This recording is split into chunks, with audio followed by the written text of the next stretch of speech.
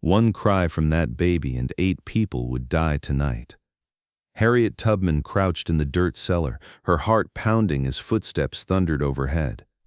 Federal marshals, bloodhounds circling outside, and in her arms a 6-month-old child ready to scream. The searchers were 30 seconds from finding them, but what happened next would save their lives with nothing more than an old rag doll and something every grandmother keeps in her kitchen. The hiding place under Samuel's farmhouse was barely big enough for 8 desperate people. Martha, a young mother clutching her baby, pressed against the dirt wall. Her dress was torn, her eyes wide with terror. Thomas, an old man with gray hair, gripped his walking stick. A teenage girl held her little brother close. In the corner sat a few others, all praying silently. They'd all risked everything to get this far. Now one baby's cry could end it all. Harriet Tubman moved through the cramped space like she owned it. She'd made this journey 19 times before, never lost a single person, but tonight felt different. Tonight the hunters weren't local slave catchers looking for quick money. These were federal marshals with real authority and bloodhounds that knew their business. Harriet looked around the small group. Old Thomas was still breathing hard from their long journey. A young girl comforted her little brother. Others sat quietly in the corners. But Martha and her baby worried Harriet most. The young woman's hands shook as she tried to keep the child quiet.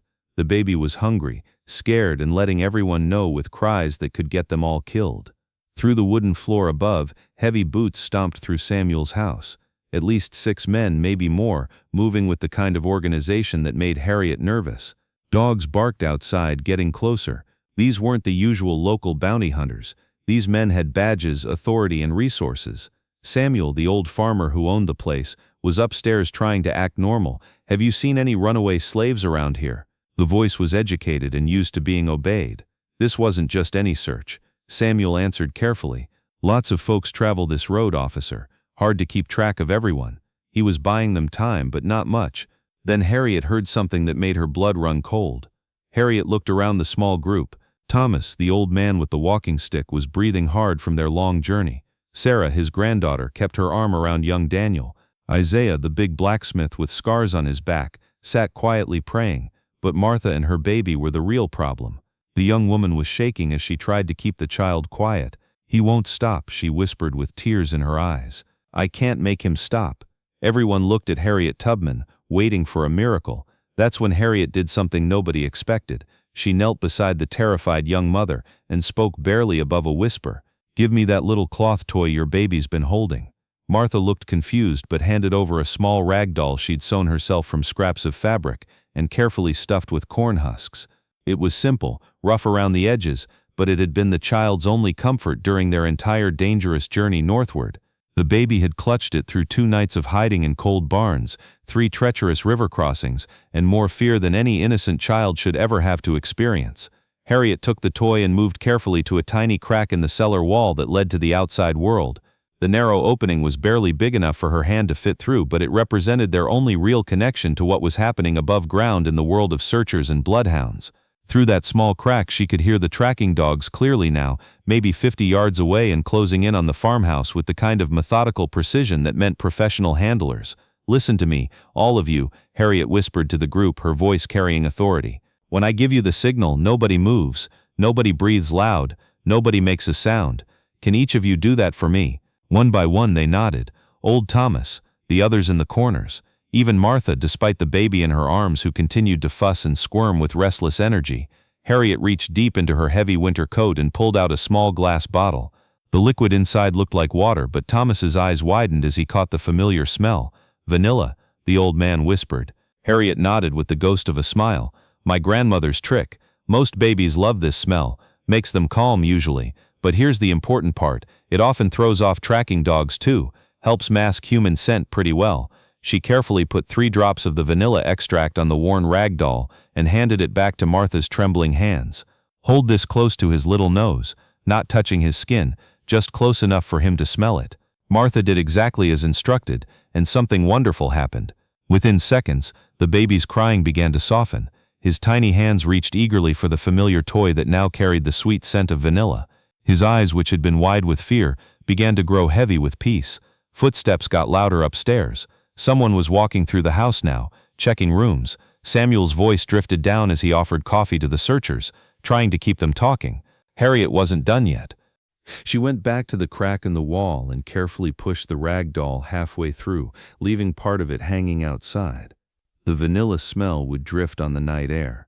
If the dogs caught the baby's scent from the toy, they'd follow it in the wrong direction. "Martha," Harriet whispered, "trust me now, I'm taking your baby for just a few minutes." The young mother's face went white. Every instinct told her not to let go, but something in Harriet's eyes made her nod. Harriet took the child like a grandmother would. The baby, calmed by the vanilla and tired from crying, settled against her chest. She moved to the far corner, away from the crack. Then she did something that stopped everyone's heart. She started humming. Barely a whisper, but it was a tune, an old song her own mother had sung. The baby's eyes got heavy. Upstairs, the front door crashed open. Heavy boots stomped in. A rough voice shouted orders. Here's what nobody in that cellar saw coming. Samuel answered carefully, though his voice shook a little. "Of course, officers, look around all you want. My wife is sick upstairs though. Please keep it down." It was a lie. Samuel's wife had died last winter, but the searchers didn't know that. The search started upstairs.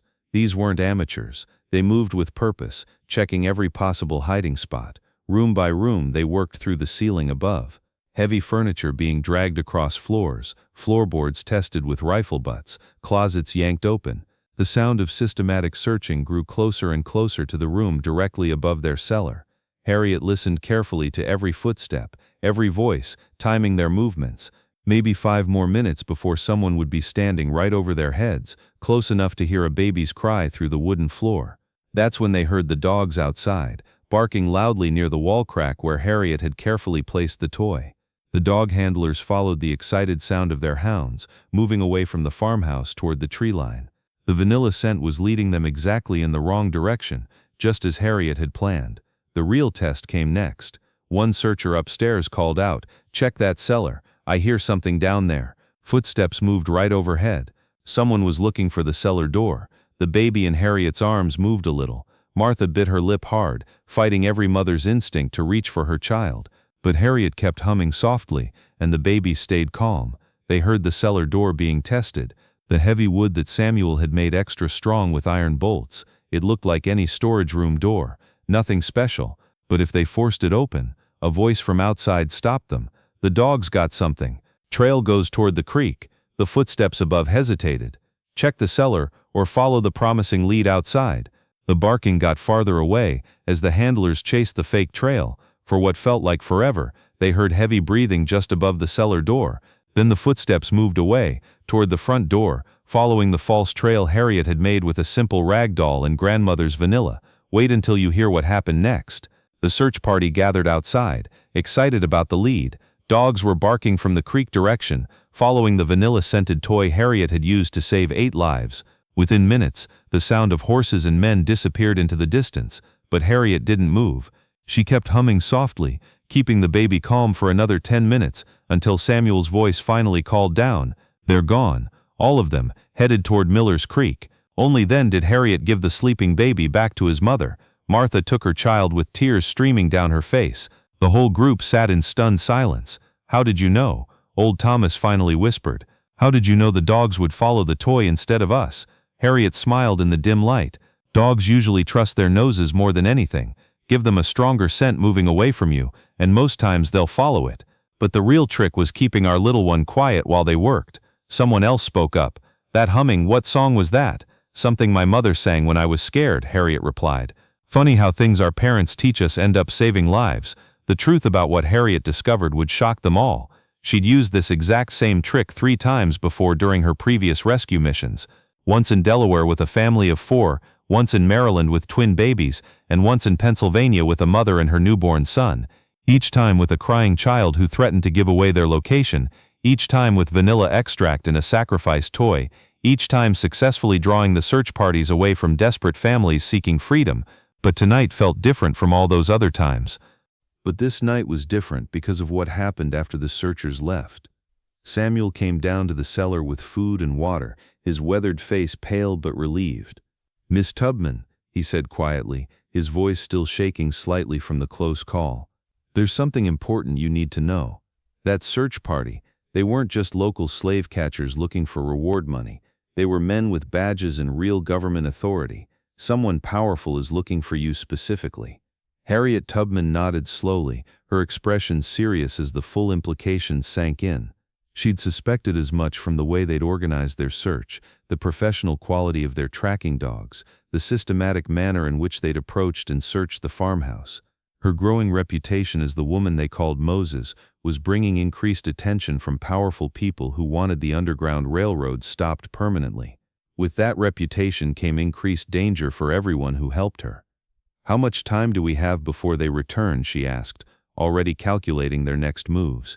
"Until dawn, maybe a little longer if we're fortunate, but they'll be back with reinforcements, more men, more dogs, probably within hours. This route through my farm isn't safe anymore, Miss Tubman. You'll need to find completely new paths north." The small group looked at Harriet with new understanding and a fresh wave of fear. They hadn't just been hiding from ordinary slave catchers hoping to collect bounty money. They'd been hiding from an organized manhunt specifically designed to capture the legendary woman known throughout the slaveholding South as Moses, the same woman who'd never lost a single person during all her dangerous rescue missions. What Martha said next left everyone speechless. "You risked everything for us. If they'd caught us, they'd have caught you too. Why?" Harriet was quiet for a long moment, thinking of all the others she'd successfully guided north to freedom, all the families who'd been reunited after years of separation, all the children who would now grow up never knowing the crushing weight of chains and bondage. She thought of her own beloved mother, sold away to a distant plantation when Harriet was just a young girl. She thought of her husband back in Maryland, who'd chosen the familiar misery of slavery over the uncertain dangers of following her to freedom.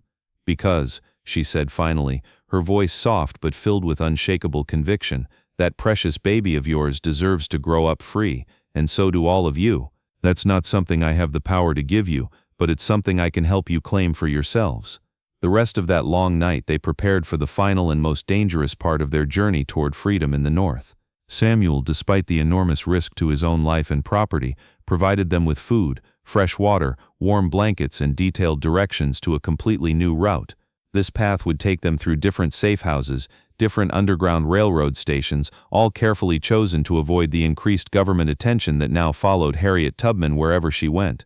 As the first pale light of dawn began to creep through the crack in the cellar wall, and they prepared to leave the safety of their hiding place, Martha approached Harriet one final time. Her face was streaked with tears of gratitude, her voice barely above a whisper. "The toy," she said, clutching her now sleeping baby close to her chest. "Your plan, you sacrificed it to save all of us. I have nothing to replace it with for my son." Harriet smiled and reached into her traveling bag. She pulled out a small wooden carving, rough around the edges but clearly made with great care. It was a tiny bird with wings spread wide in flight. "My father carved this for me before I ever ran north," she said gently. "Maybe it's time for it to protect another child seeking freedom." Martha took the carving with trembling hands. Her baby reached for it immediately, tiny fingers wrapping around the smooth, worn wood. "I'll tell him about this night when he's old enough to understand," she whispered through her tears. "Tell him about the choice," Harriet replied. "Tell him that when faced with risking everything to help others, his mother chose courage. That's the gift that will serve him better than any toy ever could. You won't believe what they found the next morning." The baby slept peacefully in his mother's arms, holding his new wooden bird, completely unaware that he'd lived through one of the most dangerous nights in Underground Railroad history.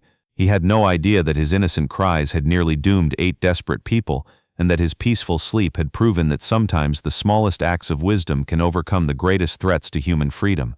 Harriet Tubman led them out into the early morning darkness, her mind already working 3 steps ahead, planning their next moves and thinking about any pursuit that might follow their trail.